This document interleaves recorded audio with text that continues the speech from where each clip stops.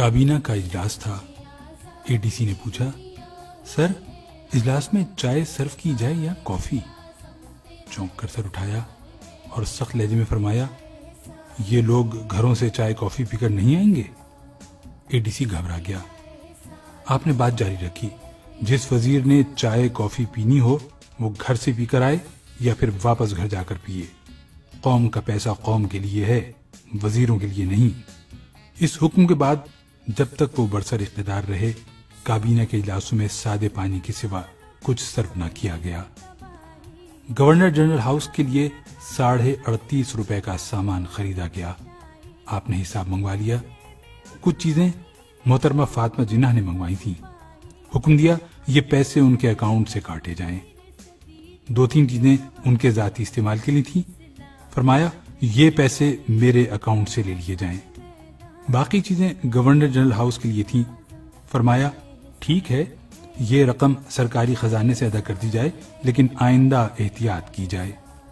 برطانوی بادشاہ کا بھائی ڈیوک آف گلوسٹر پاکستان کے دورے پر آ رہا تھا۔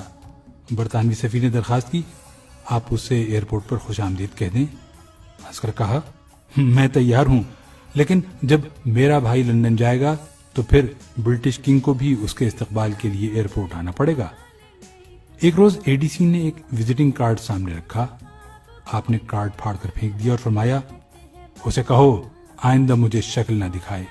یہ شخص آپ کا بھائی تھا اور اس کا قصور صرف اتنا تھا کہ اس نے اپنے کارڈ پر نام کے نیچے brother of Quaid Azam Muhammad Ali Jinnah governor general Pakistan لکھوا دیا تھا۔ زیارت میں سردی پڑ رہی تھی۔ کرنل الہی بخش نے نئے موزے پیش کر دیے۔ دیکھے تو بہت پسند فرمائے۔ ریٹ پوچھا، بتایا 2 روپے۔ گھبرا کر بولے، کرنل یہ تو بہت مہنگے ہیں۔ عرض کیا، سر یہ آپ کے اکاؤنٹ سے خریدے گئے ہیں۔ فرمایا میرا اکاؤنٹ بھی تو قوم کی امانت ہے، ایک غریب ملک کے سربراہ کو اتنا عیاش نہیں ہونا چاہیے۔ موزے لپیٹے اور کرنل الہی بخش کو واپس کرنے کا حکم دے دیا۔ زیارت ہی میں ایک نرس کی خدمت سے متاثر ہوئے اس سے پوچھا، بیٹی میں تمہارے لیے کیا کر سکتا ہوں؟ نرس نے عرض کی، سر میں پنجاب سے ہوں، میرا سارا خاندان پنجاب میں ہے، میں اکیلی کوئٹہ میں نوکری کر رہی ہوں، آپ میری ٹرانسفر پنجاب کرا دیں۔ اداس لہجے میں جواب دیا، سوری بیٹی، یہ محکمہ صحت کا کام ہے، گورنر جنرل کا نہیں۔ اپنے طیارے میں رائٹنگ ٹیبل لگوانے کا آرڈر دے دیا۔ فائل وزارت خزانہ پہنچی تو وزیر خزانہ نے اجازت تو دے دی، لیکن یہ نوٹ لکھ دیا، گورنر جنرل اس قسم کے احکامات سے پہلے وزارت خزانہ سے اجازت کے پابند ہیں۔ آپ کو معلوم ہوا تو وزارت خزانہ سے تحریری معذرت کی اور اپنا حکم منسوخ کر دیا۔ اور رہا پھاٹک والا قصہ تو کون نہیں جانتا۔ گل حسن نے آپ کی گاڑی گزارنے کے لیے ریلوے کا پھاٹک کھلوا دیا۔ آپ کا چہرہ غصے سے سرخ ہو گیا، پھاٹک بند کرانے کا حکم دیا اور فرمایا، اگر میں ہی قانون کی پابندی نہیں کروں گا تو پھر کون کرے گا؟ یہ آج سے 65 برس پہلے کا پاکستان تھا، وہ پاکستان جس کے سربراہ محمد علی جناح تھے۔ لیکن پھر ہم ترقی کرتے کرتے اس پاکستان میں آ گئے جس میں پھاٹک تو ایک طرف رہے، سربراہ مملکت کے آنے سے 1 گھنٹہ پہلے سڑکوں کے تمام سگنل بند کر دیے جاتے ہیں، دونوں طرف ٹریفک روک دی جاتی ہے، اور جب تک شاہی سواری نہیں گزرتی ٹریفک کھلتی ہے اور نہ ہی اشارے، جس میں سربراہ مملکت وزارت خزانہ کی اجازت کے بغیر جلسوں میں 50 کروڑ روپے کا اعلان کر دیتے ہیں۔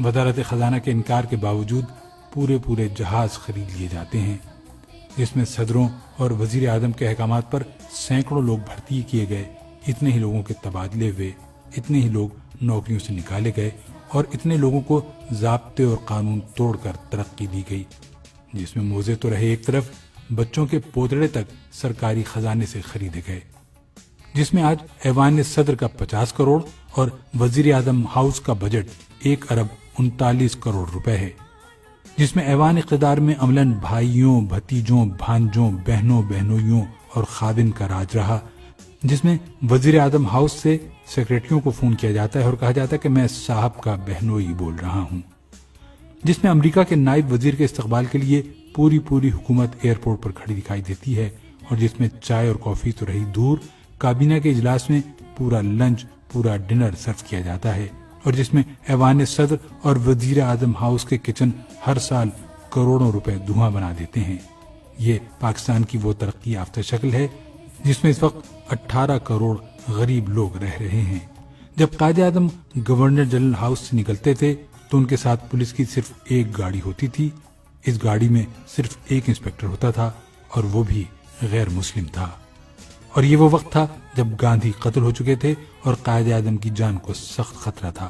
قائد اعظم اس خطرے کے باوجود سیکیورٹی کے بغیر روز کھلی ہوا میں سیر کرتے تھے، لیکن آج کے پاکستان میں سربراہ مملکت ماڈرن بلٹ پروف گاڑیوں، ماہر سیکیورٹی گارڈز اور انتہائی تربیت یافتہ کمانڈوز کے بغیر 10 کلومیٹر کا فاصلہ طے نہیں کر سکتے۔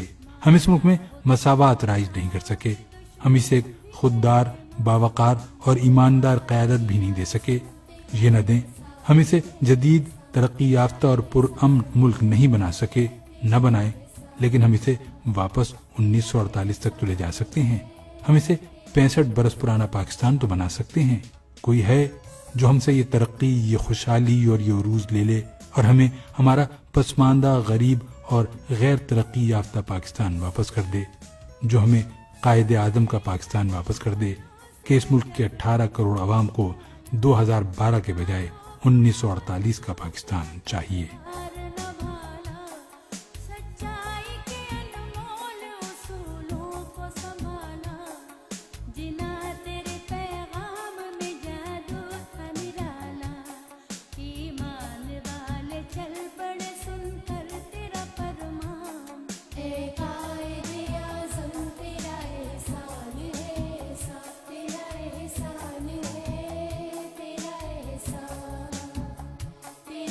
Sun